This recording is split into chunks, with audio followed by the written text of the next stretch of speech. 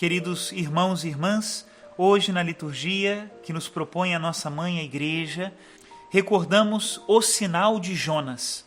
Jesus Cristo apresenta aos israelitas o sinal de Jonas, dizendo que eles, depois de 3 dias da pregação daquele homem, se arrependeram dos seus pecados e acreditaram na misericórdia de Deus.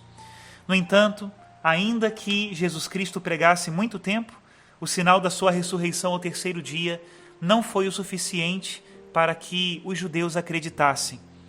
Vamos escutar hoje uma meditação do século II de São Justino, filósofo e mártir, convertido ao cristianismo, que dialoga com um judeu sobre o sinal de Jonas, dizendo a ele que este foi o motivo da destruição de Jerusalém. Assim como Jonas pregou e Nínive foi poupada porque os ninivitas acreditaram, Jerusalém não foi poupada, porque os judeus não acreditaram no Cristo. De fato, até hoje, o Templo de Jerusalém é uma ruína. Escutemos este discurso de fé dos cristãos do século II. Como ele havia de ressuscitar ao 3º dia após ser crucificado, está escrito nas Memórias dos Apóstolos que o vosso povo, ao discutir com ele, lhe disseram: mostra-nos um sinal. E ele replicou: esta geração má e adúltera busca um sinal, e não lhe será dado nenhum sinal além daquele do profeta Jonas. Embora o tenha dito de alguma maneira oculta, todavia os fiéis puderam entender que, depois de ser crucificado, ressuscitaria no 3º dia. Jesus pôs às claras que vossa geração era mais perversa e adúltera do que os habitantes da cidade de Nínive. De fato, quando Jonas, depois que um enorme peixe o vomitou 3 dias após tê-lo tragado, lhes pregou que dentro de 3 dias pereceriam em massa, esses anunciaram um jejum geral para todos os viventes, homens e animais, para que se vestissem de panos de saco, gemessem intensamente, se arrependessem sinceramente de coração e se afastassem da iniquidade. Eles tinham fé que Deus é misericordioso e benigno para com todos os que se afastam da maldade, de modo que até o próprio rei dessa cidade e seus oficiais permaneceram vestidos de saco no jejum e súplicas a Deus, até que sua cidade não fosse destruída. Jonas, porém, aborreceu-se pelo fato de a cidade não ter sido destruída no 3º dia, como ele havia pregado. E então a providência de Deus fez brotar uma era, cuja sombra o profeta sentou-se para se proteger do calor. A era tinha brotado de repente, sem que Jonas a tivesse plantado ou regado, para lhe fornecer sombra. Por outra providência, Deus fez com que ela secasse, e Jonas teve pena disso. Então Deus o repreendeu, porque Jonas não tinha razão de estar aborrecido pelo fato de a cidade dos ninivitas não ter sido destruída, e lhe disse: como perdoaste a era pela qual não te fastigaste, nem a criaste, uma era que veio em sua noite, e em sua noite mesmo desapareceu, e não a perdoaria Nínive, a grande cidade, na qual habitam mais de 120.000 homens que não sabem distinguir a direita da esquerda e muitos animais.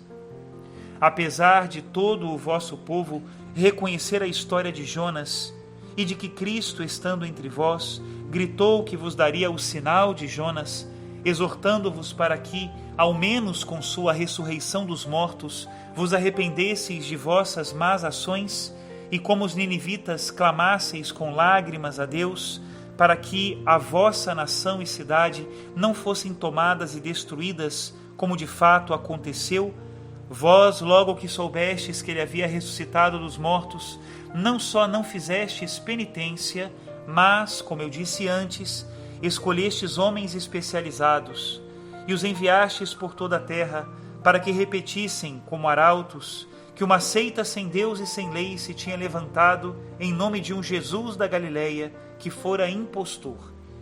Dizeis: nós o crucificamos, mas os discípulos dele, depois de roubá-lo do sepulcro em que fora colocado, depois de ser despregado da cruz, agora enganam o povo dizendo que ele ressuscitou dos mortos e subiu aos céus.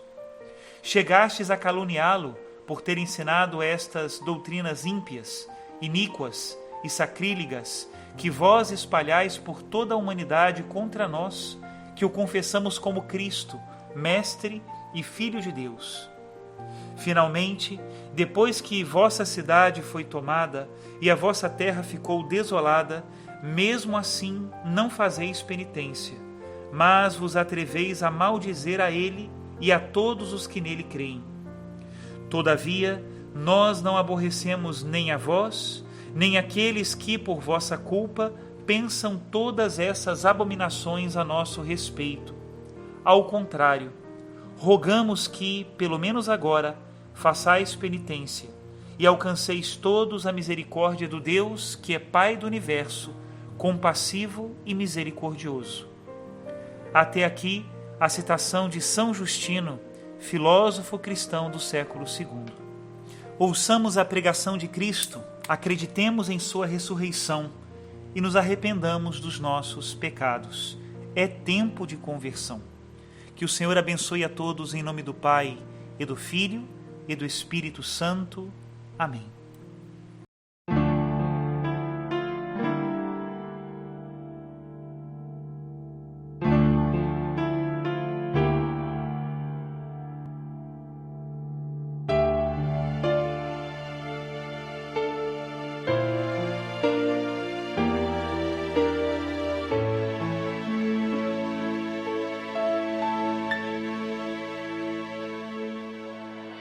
Tu és minha vida, outro Deus não há.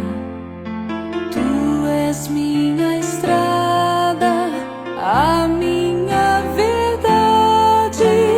Em tua palavra eu caminharei, enquanto eu viver e até quando tu quiseres. Já não sentirei temor, pois estás aqui. Tu estás no meio de nós. Creio em ti, Senhor, vindo de Maria, Filho eterno e santo, homem como nós. Tu morreste por amor, vivo estás em nós. Unidade trina com o Espírito e o Pai. E um dia eu bem sei, tu retornarás e abrirás o reino dos céus. Tu és minha força, outro Deus não há. Tu és minha paz, minha liberdade. Nada nesta vida nos separará. Em tuas mãos seguras minha vida guardarás.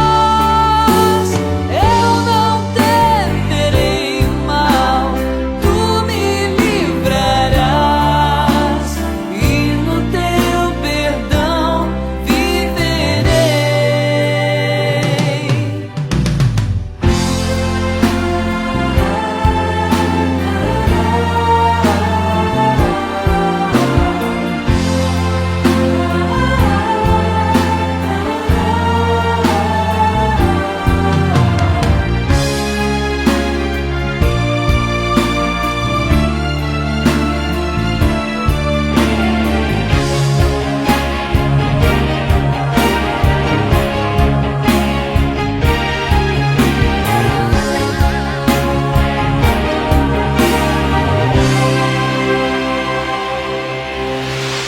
Ó Senhor da vida, creio sempre em ti, Filho Salvador, eu espero em ti.